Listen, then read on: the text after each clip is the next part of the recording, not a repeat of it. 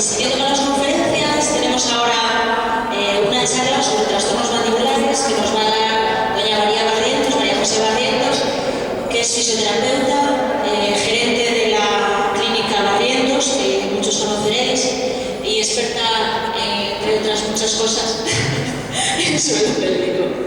Pues bienvenida, María.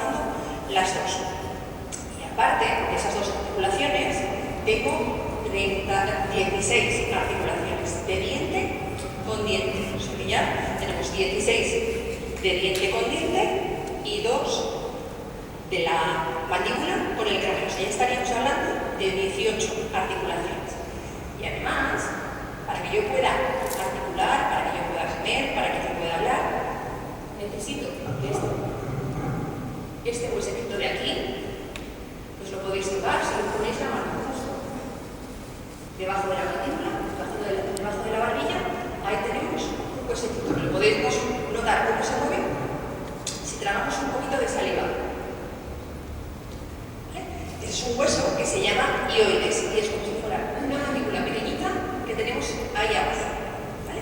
Y ahí ese hueso es muy importante Es una articulación muy importante porque es donde se sujeta la lengua para poder tragar el alimento, para poder vocalizar, ¿vale? Y para poder sacar la lengua cuando somos pequeños sin vergüenza ninguna, ¿vale? Entonces, ya digamos, con 18 articulaciones, pues además tenemos que sumar la articulación del hioides con la lengua y la lengua con la boca. Pues aquí estaremos en 19 articulaciones. Y además, para que yo pueda masticar, para que yo pueda hablar, es indispensable que yo tenga la cabeza en su sitio. No llena, Muchas veces ahora la cabeza vacía, pero la cabeza en su sitio. Es necesario que la cabeza esté horizontal. No sé si conocéis a niños o ya adultos que han sufrido una parálisis cerebral o han sufrido un ictus, un derrame cerebral, que pierden el control de la cabeza. Ves que si la cabeza está caída, no está horizontal, la mandíbula queda caída.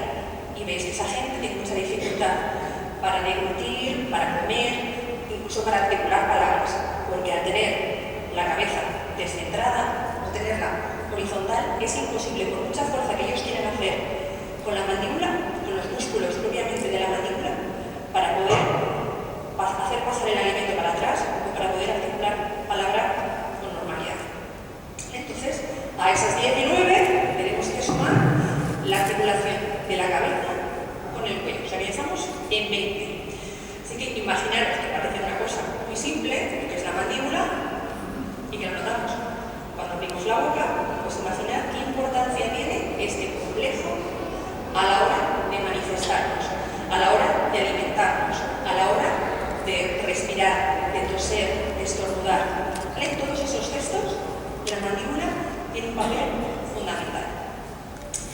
Y bueno, ya que veo que la foro está completo, será porque este tema suscita mucho interés. Bueno, pues porque está ahora como muy de moda y las consultas de osteópatas, de naturópatas, de dentistas, de maxilofaciales están en la actualidad llenas de pacientes que manifiestan problemas en la mandíbula, no en las articulaciones mandibulares, sino en todo el complejo de la mandíbula. Bueno, pues porque, como hemos visto, cuando yo quiero manifestar simpatía a alguien, sonrío. Cuando yo quiero manifestar un odio a alguien, aprieto la mandíbula. ¿Vale? Pues veis que las circunstancias que nos rodean estábamos viviendo unas situaciones de estrés muy altas. Y en muchas ocasiones, pues por el temor, a lo mejor de no poder expresar todo lo que sentimos hacia nuestros jefes, hacia nuestras parejas, hacia la situación global de la sociedad, nos tenemos que tragar muchas cosas. Y nos tenemos que morder mucho la lengua. Y se nos hace un nudo en la garganta. Bueno, pues todo eso, el morderse la lengua, el tragarse las palabras, el tener la boca cerrada, eso que decimos como una expresión popular, eso es una expresión de nuestro cuerpo.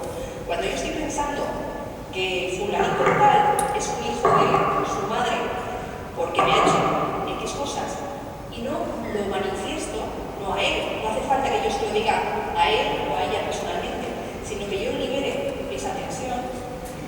En algún momento de mi vida yo tengo que dejar que esa rabia, que ese odio salga. Y como mi conciencia dice que si yo no lo puedo manifestar, porque tengo que estar medido, tengo que guardar ese puesto de trabajo, tengo que mantener una buena relación familiar, tengo que tener una buena relación de pareja, y claro, ¿cómo le voy a decir yo abiertamente eso? Y me lo callo, a nivel consciente, pero a nivel subconsciente eso tiene que salir. ¿Y cuándo sale? Pues cuando nuestro subconsciente aflora. ¿Y cuándo aflora? Por las noches. ¿Vale? Por eso está tan de moda y ahora mismo es como una patología muy en boga, que es el bruxismo. ¿Os suena? El bruxismo, pues el rechinar de dientes. Pues ese rechinar de dientes es esa manifestación de la rabia que yo vivo durante el día.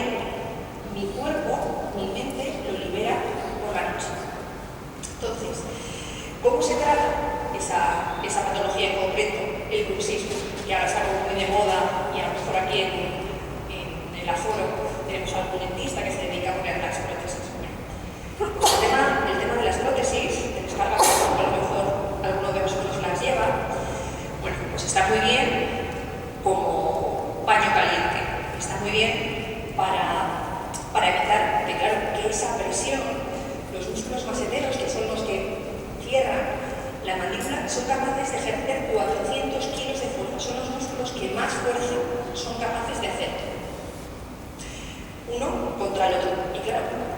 tenemos en medio de esta articulación, la que os decía antes, del cráneo con la cabeza, tenemos la articulación de los dientes. Entonces tenemos a 16 articulaciones recibiendo una fuerza de 400 kilos durante las horas que durmamos por la noche. Pues esa presión sobre los dientes lo que va a hacer es que se desgasten. Si yo solamente aprieto los dientes, es una presión directa. Entonces, eso se ve muy bien, se puede diagnosticar, si tenemos pareja, pues a lo mejor lo sufren, porque les despertamos por la noche con esa presión en los dientes, o bien, si os fijáis en los dientes, os veis con un cristal, con un espejo de estos de aumento, y veréis que los dientes tienen grietas. Como en las casas cuando reciben una presión, pues los dientes tienen grietas. Si os miráis al espejo y os ponéis diente con diente y veis esas grietas, es porque por la noche estáis haciendo esa presión. Sería el bruxismo, o sea, no solamente de hiperpresión, pero tenemos bruxismo de cizallamiento, ¿vale? Que es el rechinar de dientes, que ese sí es el que suele molestar a la pareja porque es un castañetear de los dientes, ¿vale? Es un flotar de los dientes.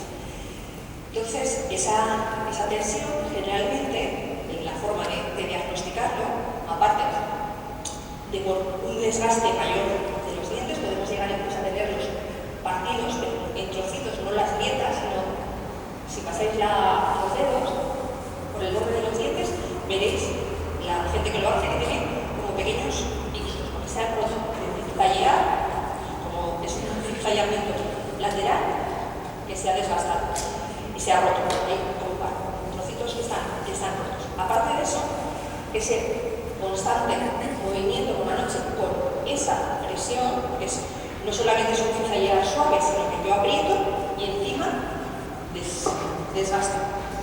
Entonces me va a generar que yo me levante pero que me acuesto, que aparezcan dolores de cabeza en un lateral o en los dos, en forma de casco, que me empiece a notar como zumbidos en los oídos, porque como veis, donde os dije que se localizaba la articulación es justo delante del oído. Entonces, si la articulación está constantemente flotando, al final todos los ligamentos, toda la cápsula que rodea la articulación está agotada de estar ahí 8 horas, 6 o 5 las que durmáis, frotándose una con otra. Eso genera una inflamación que, como el tímpano está justo delante, al inflamarse toda la zona, hace que el tímpano se inflame y tenga una sensación, la típica sensación de subir un puerto, de zumbidos, de pitidos en el oído. Entonces, eso es la forma de diagnosticar. Y muchas veces el diagnóstico lo da el dentista. Cuando acudimos al dentista, nosotros acudimos por un dolor de boca y el dentista ve que no hay ningún tipo de caries, es todo en correcta situación, pero a mí me duelen los dientes. Pues ese dolor de dientes, si el dentista ve que hay unas grietas, que hay unas roturas, os va a decir que seguramente que es por esa presión. Y entonces, lo que hace el dentista, dentro de su campo, es proteger esos dientes. Y de ahí viene el tema de las férulas del escape, que para esa parte está muy bien, pero ¿qué pasa? Si yo pongo algo entre los dientes, la tendencia para sujetarlo es apretar más. Yo no puedo tener algo entre los dientes y no apretar, porque se me cae. Entonces, como reflejo, es la una. Y me dijeron, te va a ir para una señal, no especificar. Si ya me puedo copiar, pues eso sería importante. Bueno, pues si no apretamos, los reflejos, como estamos en un periodo donde reina el subconsciente, mi subconsciente entiende que cuando yo tengo algo entre los dientes, lo que tengo que hacer es apretar.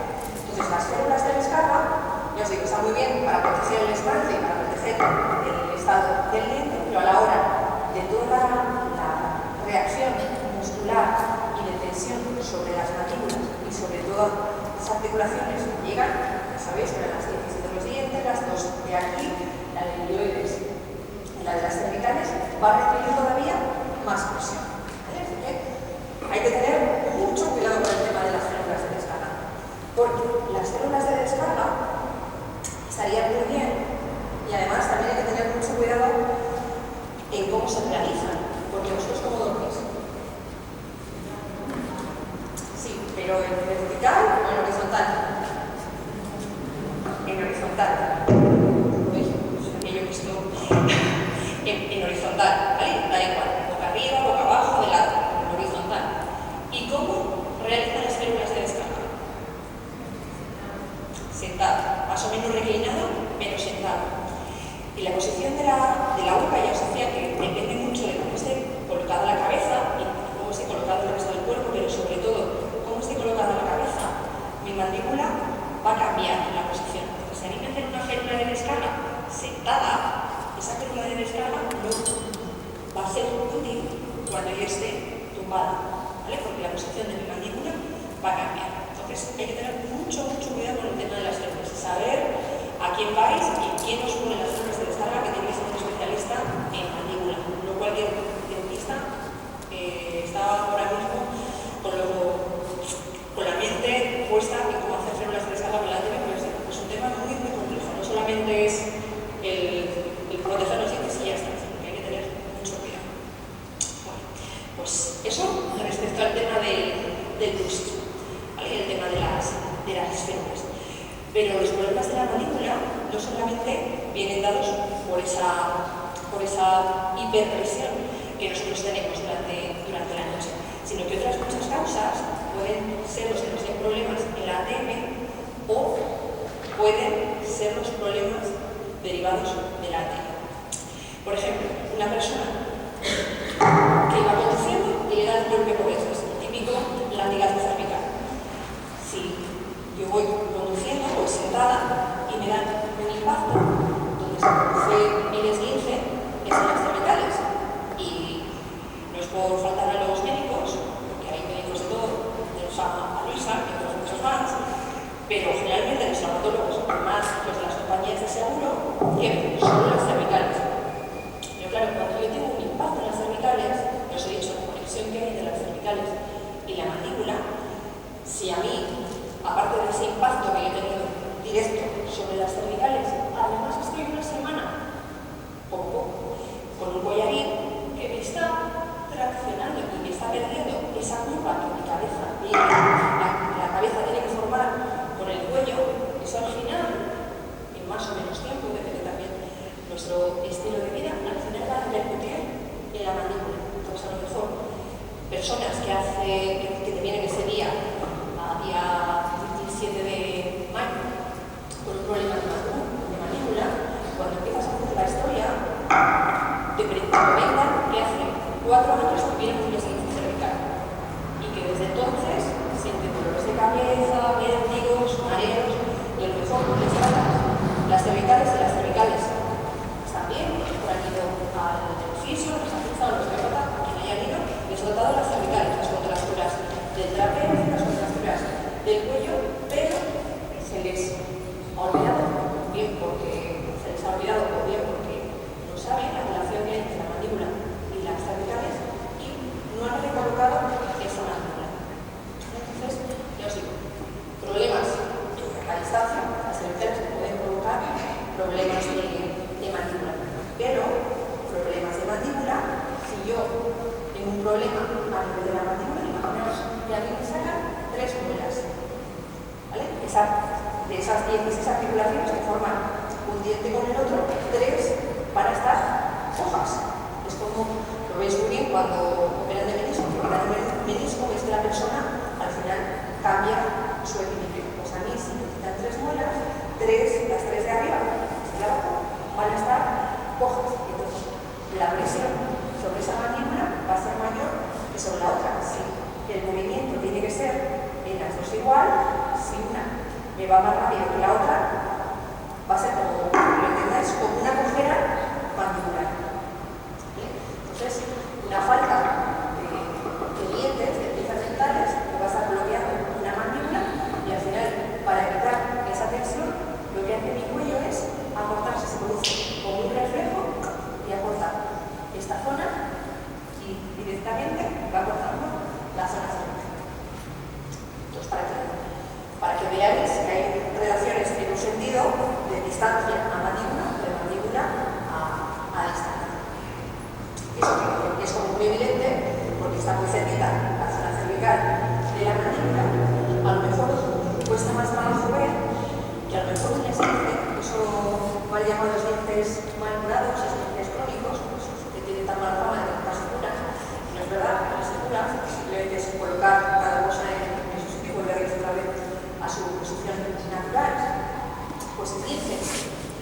han tonificado en el tiempo, hacen que por una cadena vaya subiendo, yo me voy adaptando a ese pie que apoya mal, que me duele al pisar, va subiendo hacia arriba y generalmente el primer punto que noto que ese pie está descolocando el resto del cuerpo suele ser esta zona.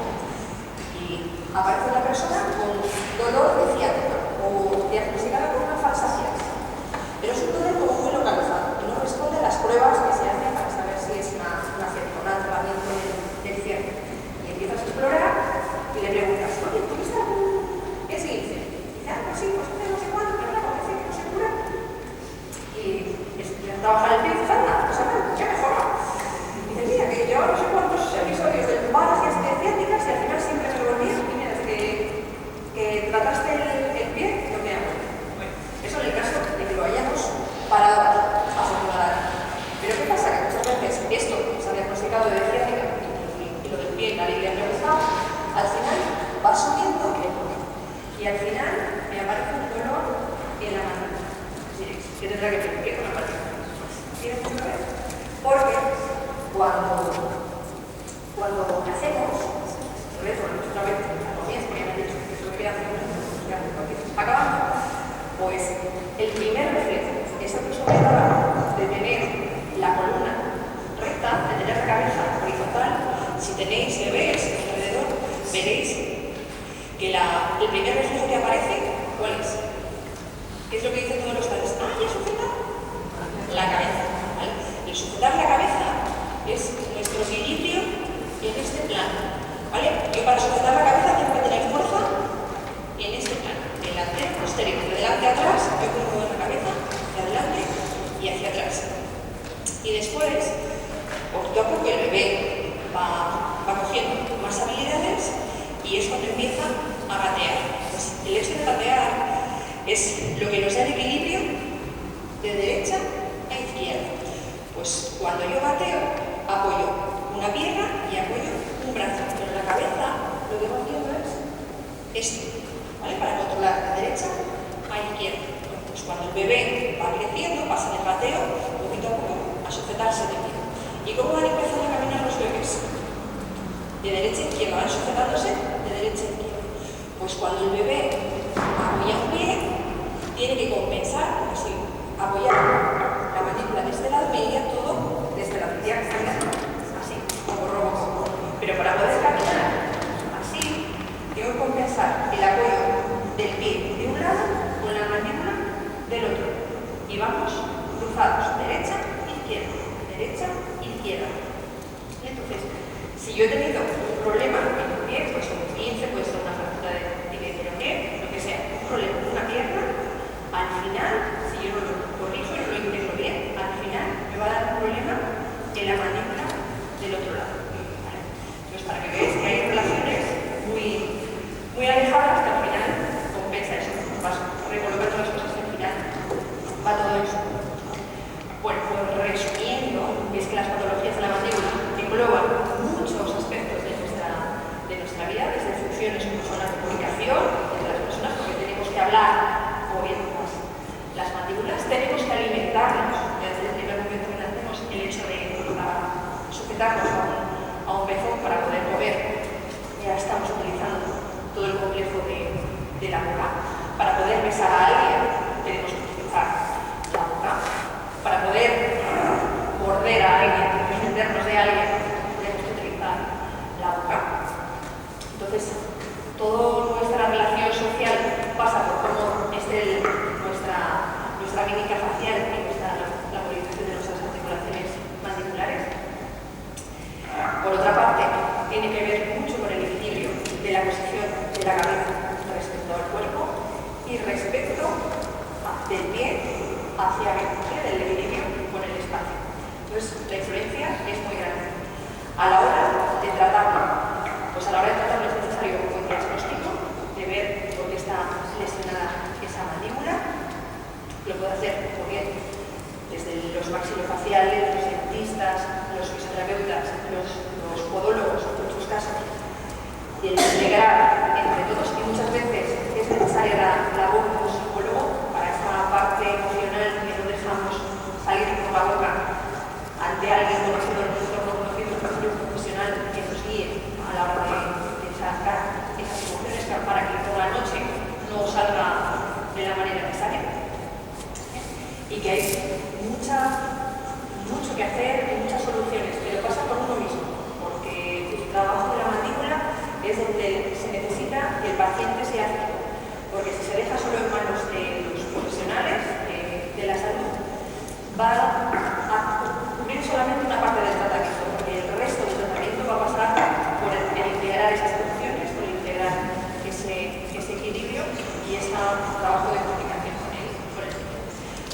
Muchísimas gracias.